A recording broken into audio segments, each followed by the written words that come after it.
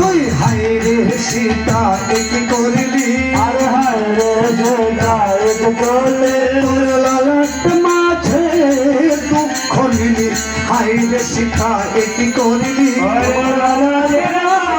দুঃখ নিলি আমার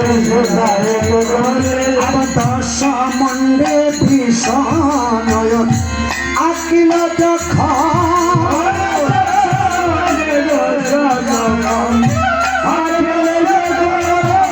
দেখিতে শুনিতে ছবি অতি ভয়ঙ্কর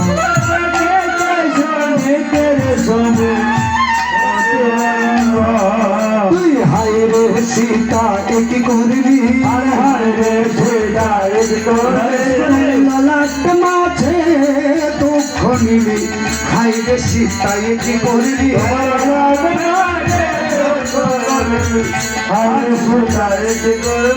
আবার আকিতে আকিতে ছবি সীতা মহারাজ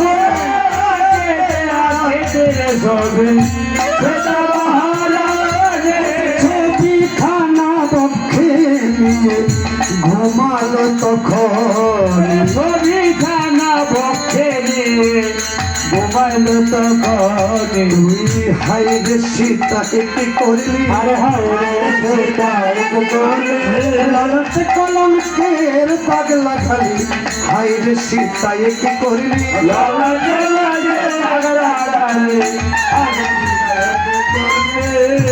ছবিখানা আগের থেকে পঞ্চমাসের গর্ভবতী সীতা দেহের মধ্যে একটু ক্লান্তি ভাব চলে এসেছে। কেন জানো বাবা? কারণ এই জগতে একটা সন্তানের জন্ম দেওয়ার কতটা কষ্ট সেটা মা ছাড়া কেউ বলতে পারে না। এই গর্ভটাতেই একটা সন্তানকে তিলে বড় করে কত মৃত্যু যন্ত্রণা সহ্য করে পৃথিবীর আলো দেখায় সেটা মা ছাড়া কেউ জানে না মা। তাই মায়েদের গর্ভে যখন সন্তান থাকে ওই মায়েদের দেহটা কিন্তু বাবা বড্ড ক্লান্ত থাকে,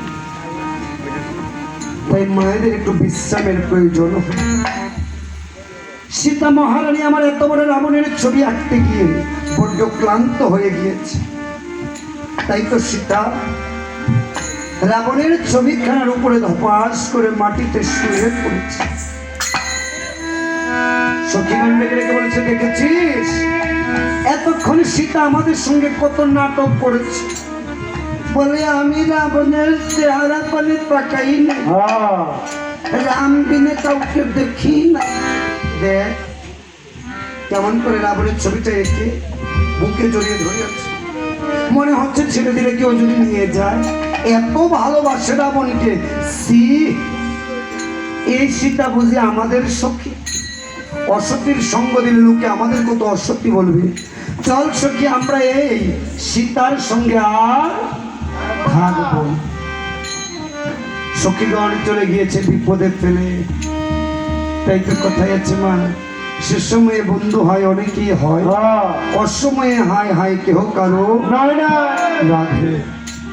সখী আদের সখীগণে চলে গিয়েছে। বাহিরে দাঁড়িয়েছিল একজন যে কিনা দাঁড়িয়ে দাঁড়িয়ে সকল ঘটনাখানি দেখেছে। বাহির থেকে দেখে ডেকে ডেকে বলছে, বলি তব অশান্তির আমার শেষ। নির্বংশা রামেরে হারাইছিলাম 14 বৎসর বনবাস। নির্বংশা দিয়ে আমার ভিড়াইছিল, ভেবেছিলাম আমার ভরত হবে রাজা। বলি তব ঠাই রাজত্ব ভরতের কপালে, রাম আবার হয়েছে রাজা, রাম আবার সুখী আছে। আজকে যেই ঘটনাখানি দেখেছি, আমি মন্থরা থাকতে সীতাকে আমি সুখী হতে দেব না। আজকে যেই করেই হোক রামের এই অযোধ্যাতে আবার একটা গন্ডগোল ফাঁকা। নামটা কি আমার? মন্থরা। মন্থরা।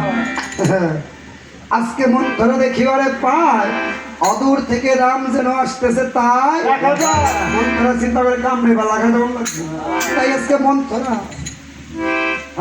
आइए शतांडा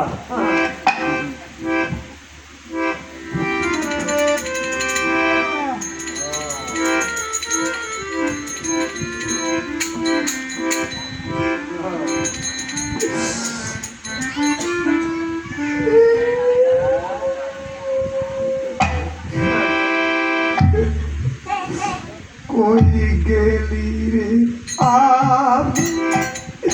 বই পুত রে राम रे राम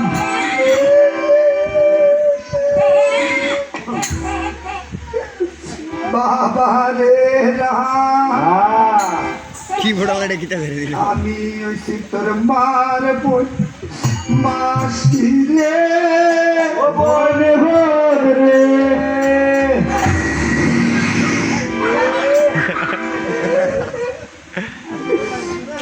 বাবা রে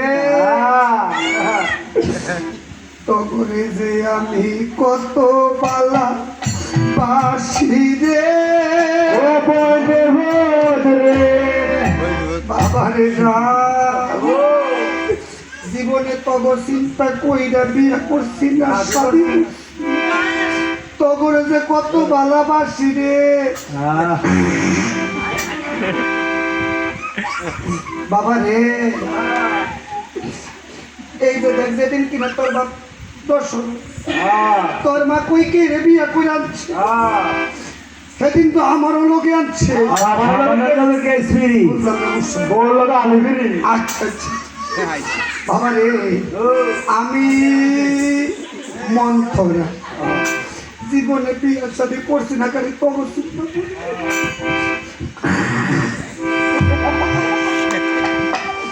বাবা রে মাইসে আমারে কয় আমি কি বলে খালি ভ্যাস আমি জীবনে কেউ করে ভ্যাস লাগাইছি অসুখটার মধ্যে আমার কেউ দেখতেই পারে না হ্যাঁ আমার মতো পালা মাইয়া তুই না নাই রে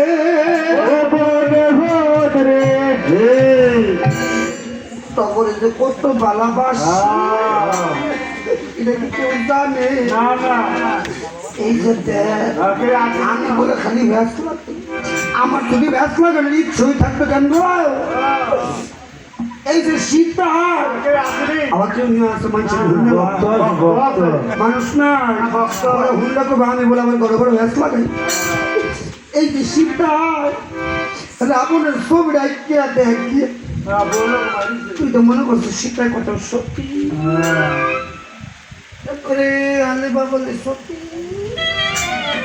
হ্যাঁ এই সত্যি হ্যাঁ মনে করছো তুই রাজত্বের মধ্যে রানি করছিস শীতটা তোর করতে তো মনে না গিয়ে দেখ কেমনে রাবণের ছবি রেখে বলো ঘুমাইস এই দিনের লেগে আমি বাচ্চা রয়েছি রে না রে বাবা আমি তো তোর কাছে পৌঁছি আপনি আবার কেউ বড় ভ্যাস লাগানো আমি তো কেউ বড় কোন এর বড় মানুষের খালি আমার দোষ ধরি আমার আড়ার মধ্যে দোষ